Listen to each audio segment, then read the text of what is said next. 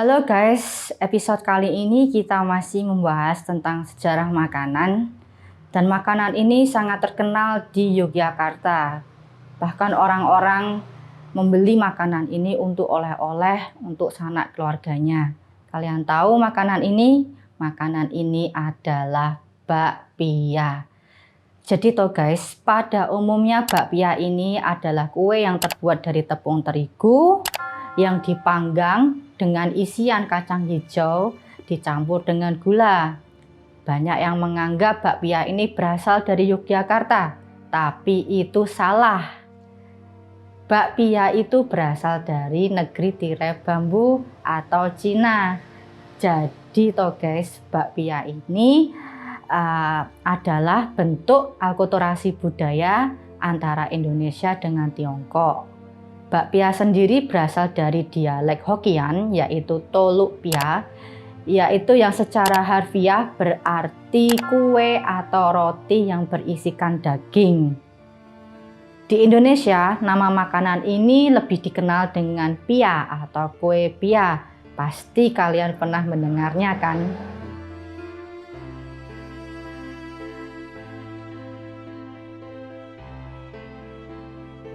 Ada beberapa versi sejarah bagaimana bakpia ini bisa terkenal di Yogyakarta.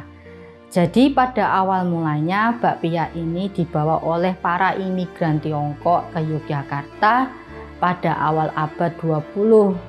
Jadi toh guys, bakpia ini sudah ada di Yogyakarta sejak tahun 1930. Bakpia ini dibawa oleh keluarga-keluarga pedagang Tiongkok yang bermukim di pusat kota Yogyakarta. Jenis makanan ini bukanlah kue spesial, melainkan sebagai kue pelengkap kue keranjang yang ada pada saat Imlek. Bakpia ini lebih bisa dikatakan sebagai snack guys. Ada versi lain mengatakan bakpia ini terkenal di Yogyakarta karena dibawa oleh salah seorang pendatang Tiongkok pertama kali ke Yogyakarta pada tahun 1940-an, yaitu oleh Kwi Sung Po. Kwi menyewa sebidang tanah di daerah Suryowijayan, Kecamatan Mantri Jeron, Yogyakarta dari penduduk lokal yang bernama Niti Gurnito. Kemudian Kwi mencoba peruntungan membuat bakpia ini dengan resep asli dari Tiongkok. Kwi membuat bakpia dengan unsur-unsur babi, yaitu pengolahannya dengan minyak babi, dan isian roti atau kue bakpia tersebut dengan daging babi. Tapi setelah mengetahui mayoritas penduduk Yogyakarta itu Muslim, lantas Kwi mengganti isian bakpia tersebut, yaitu menggunakan kacang hijau dan tidak menggunakan unsur babi. Untuk memanggang bakpia ini, Kwi membeli arang dari salah seorang temannya yang juga perantauan Tiongkok yang bernama Lim Bok Sing.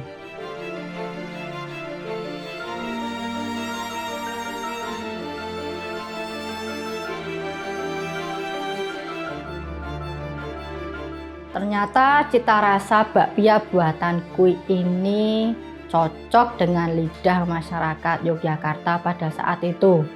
Bakpia buatan Kwi ini mulai digemari banyak orang. Kwi pun yang semula tinggal di tempatnya Niti Gurnito pindah ke sebelah barat kampung Suryowijayan. Di tempat barunya ini, Kwi melanjutkan usahanya membuat beraneka macam makanan dan kue termasuk bakpia. Namun pada tahun 1960-an Kwi meninggal dunia dan usaha bakpianya ini diteruskan oleh anak menantunya yang bernama Junikem. Pada periode yang sama, tahun 1940-an, temannya Kwi, si Lim, yang pada awal mulanya hanya menyuplai arang juga ikut-ikutan membuat usaha bakpia. Pada tahun 1948, Lim membuat resep baru bakpia Kemudian ia juga pindah dari kawasan Pajeksan ke Jalan Patuk nomor 75 yang kemudian hari terkenal sebagai kawasan sentra bakpia Patuk 75. Pada tahun yang sama 1948 ada juga keluarga Tionghoa lainnya yang membuat usaha bakpia ini yang bernama Gui Gioi. Keluarga Tionghoa ini agak berbeda ya guys membuat usaha bakpianya, yaitu bakpia industri rumahan. Jadi bakpianya ini tidak dijual toko, melainkan dijualnya door to door, eceran dari rumah ke rumah.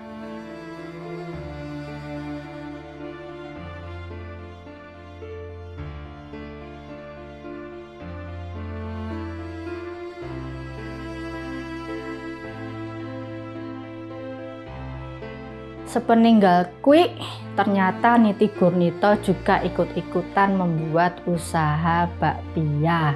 Hal ini dikarenakan Kui pernah menyewa tanahnya dan sempat memberi resep rahasia untuk membuat bakpia ini kepada Niti Gurnito.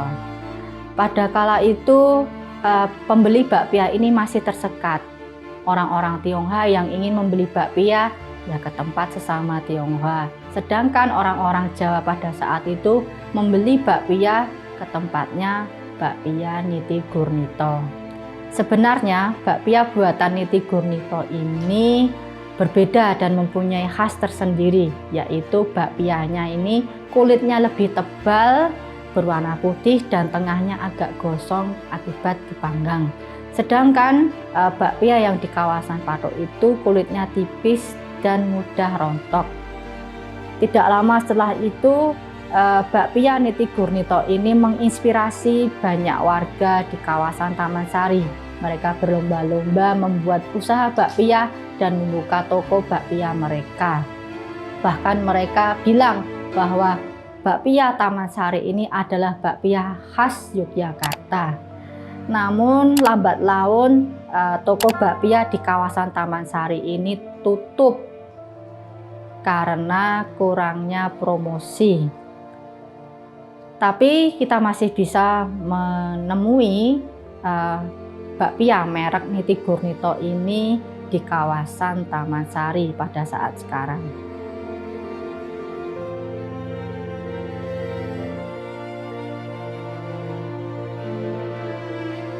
Pada tahun 1980-an, bakpia makin populer di Yogyakarta. Banyak produsen-produsen rumahan bakpia membuat usaha bakpia mereka dan menjual bakpia mereka di toko mereka masing-masing di kawasan Patuk.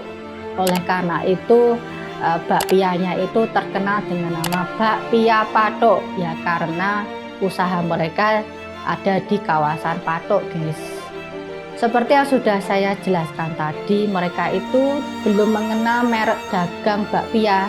Jadi mereka ini menjual bakpianya mereka dengan merek sesuai nomor rumah pembuatnya. Contohnya bakpia 25, bakpia 99, bakpia 75 dan lain-lain.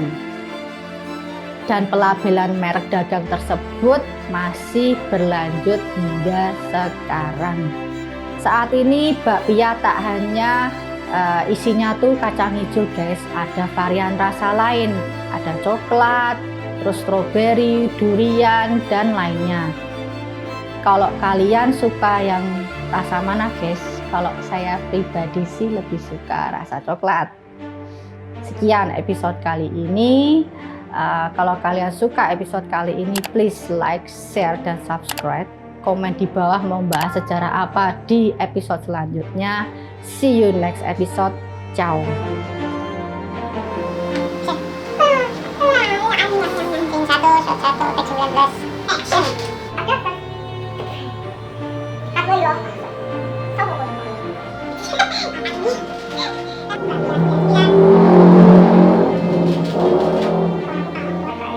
Tinggal di kawasan Batu.